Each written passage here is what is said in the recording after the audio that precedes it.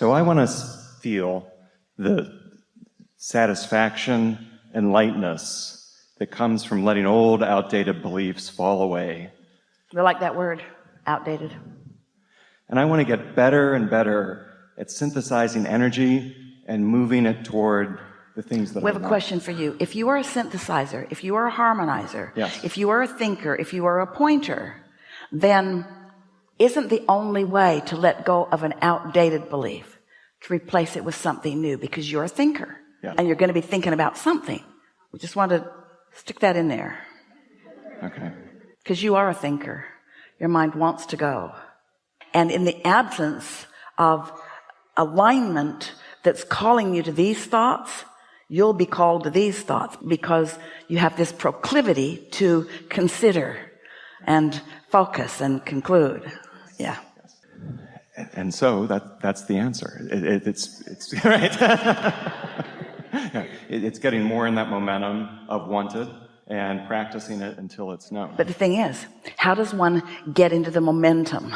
That's the thing. So when you think about attraction, or even think about water flowing downhill, if you were the water flowing downhill, would you say, I need to flow downhill? Or would you just be flowed downhill? It's just a natural consequence of gravity and where you are. In the absence of the thought that is resistant to the natural flow, that momentum will just take you there. It's attraction. And so this is really good.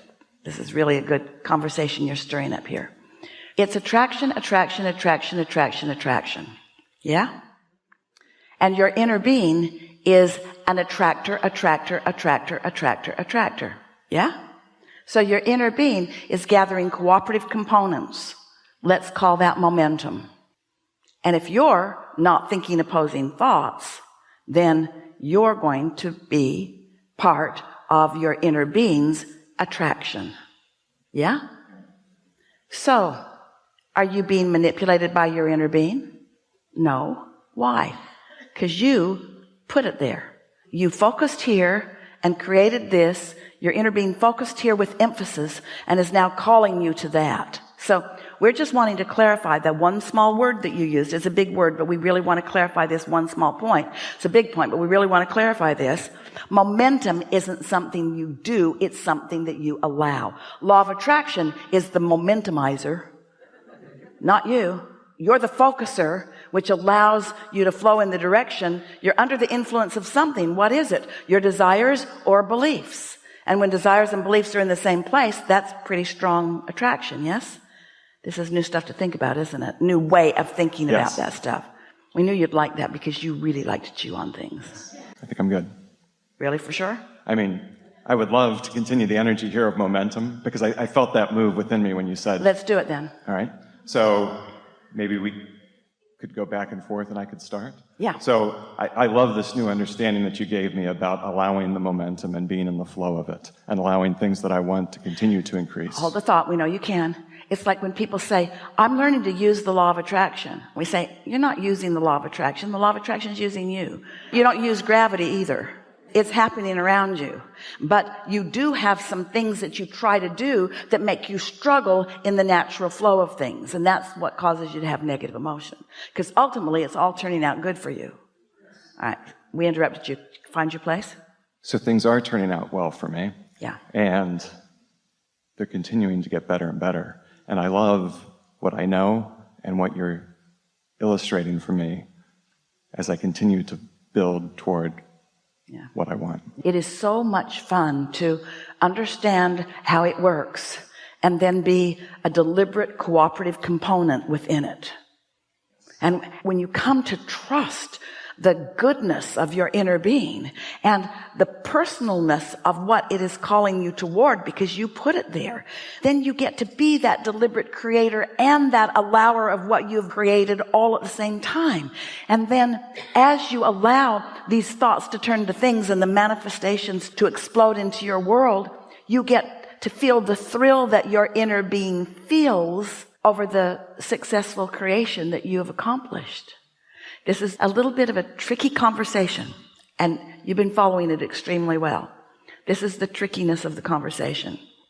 It's all you that we're talking about. but it's different aspects of you. So we refer to your inner being and refer to you, and what our entire desire is to bring you together with your inner being. But you said, well, I said that I would separate ever so slightly from what my inner being knows, and I would be the pioneer that would go out to discover new nuggets. So I'm branching out into a step one moment, and I'm finding something that I want. And as I'm finding something missing, which is causing me to identify what I want, and then your inner being is focusing in instant success with what you want. But you have, and this is such a delicious part of the creative process, you have created for yourself a gap because you've wanted something that's not natural for you to expect yet. Because most humans only naturally expect what they've already seen. So they don't expect miracles. They don't expect things to be really different. They only expect what they've already seen. But your inner being knows that if you want it, it is done. And your inner being stands there knowing that knowing. And so as you practice letting go of the thoughts that don't feel good and allowing the thoughts that do feel good, you come into that knowing, and then you get to experience the incremental releasing of resistance, which is what relief feels like to you. But then the momentum of it goes greater and greater from relief of letting go of resistance to the thrill of momentum building, to the thrill of the momentum building enough that it must manifest into something that you can see and hear and smell and taste and touch. And the thrill as that's coming along, this is the part that we want you to hear, and you're so ready to hear it.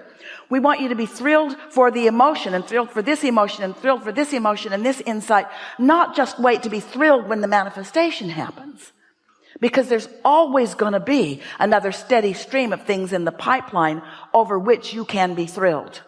And if you're waiting for the manifestation before you celebrate, you see, your inner being doesn't wait for the manifestation. Your inner being is thrilled when this idea happens, and thrilled when this piece comes, and thrilled when this piece comes. Your inner being is thrilling and thrilling and thrilling. And when you get those thrilling feelings, those things that feel like insight and yes and passion and eagerness long before it's manifested, what you're feeling is what your inner being is feeling. And the fact that you're feeling it means you're wide open.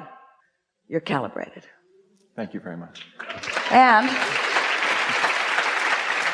the thing that we so want you to understand, we're just going to savor this all on our own for just a moment, and then we're going to let you in on it. Far and away, can't even find a percentage comparison that is accurate.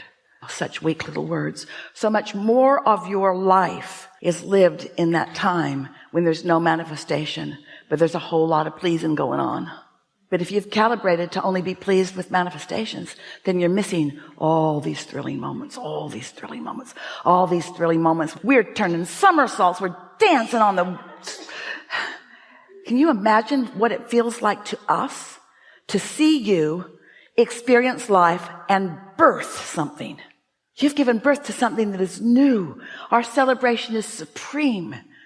And then to get to witness you tuning to it on purpose, tuning to it, not acting like a human that needs to see it all, tuning to the feeling of it, calibrating to the vibration of it, loving the insight that flows to you and waiting for the inspiration, no longer needing to manipulate every little thing, but feeling the fine tuning of this, feeling the thrill of these emotions, and then seeing you, allowing more and more of that momentum and feeling more and more in love with yourself and in love with life and in love with others and in love with creation and glad to be here. These words are so inadequate to portray that feeling that your inner being feels, and you relaxing into that and letting yourself just be good and be good in this moment. We mean feel good in this moment. Acknowledge the perfection of life and the rightness of you and the bigness and the value of the whole of it and the benefit that each and every other person is offering to you. And when you start deliberately tuning to that so that you are calibrating to the subtle nuances of this deliciousness, and then something manifests. Esther remembers moving to the desert and thinking that Jerry had lost his mind because she liked San Diego and the desert was sparse. And then, because they walked every day, she began calibrating to the beauty of the desert. She began smelling the beauty of the desert. Oh, water on the sand. She began seeing the subtleness of the flower on the cactus. And in time, the subtle beauty of that one little flower on that great big cactus was as meaningful to her as all the beauty that she'd seen in all the world, all the rest of her life. That's that grounding that you were talking about. Tuning to the wholeness of who you are. And then in this moment, being able to feel the wholeness of all of that appreciation. In other words, it doesn't need to be appreciatable for you to appreciate it. You just need to be appreciating. You see what we're getting at? So then the world can be whatever it be's, and you can be as happy as you choose to be. That was big. Thank you. Yeah, really good.